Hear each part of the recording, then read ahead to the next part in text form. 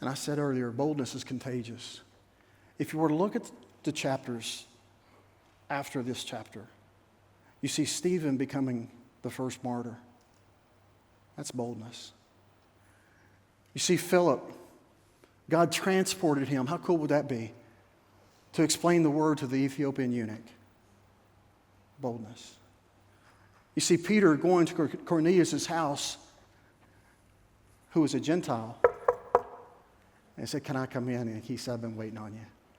And God told him not to call what is clean, unclean again. And Cornelius and his whole household were saved.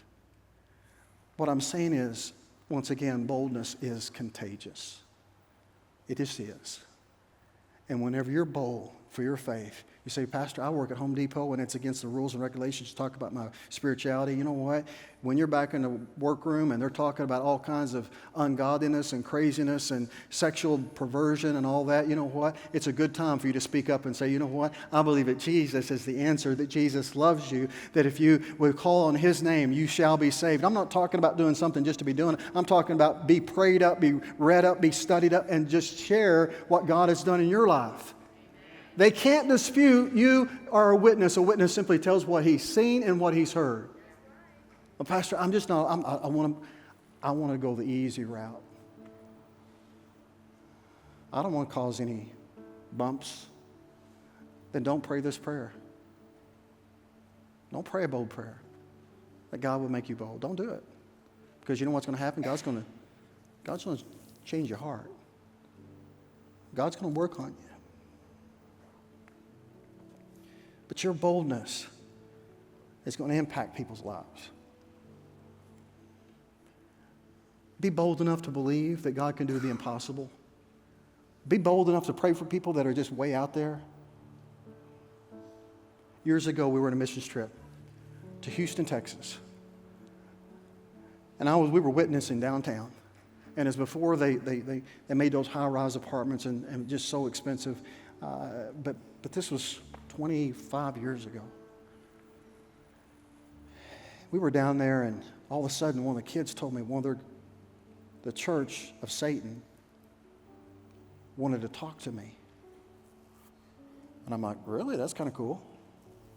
I'm not kidding. And cool meeting the opportunity to share with someone about Jesus. So, Martha, you remember this. He walks over to me, all black makeup.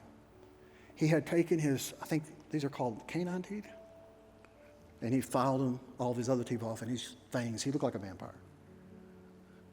And he walks right up to me and just about this close, he said, "Are you scared?" And I said, "No, are you?"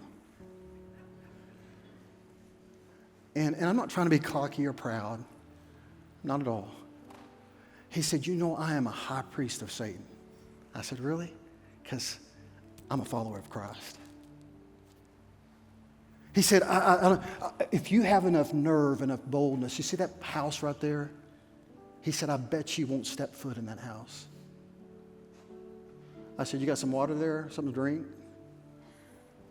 he's like, you're just making fun of me. I said, "No, I'm kind of thirsty."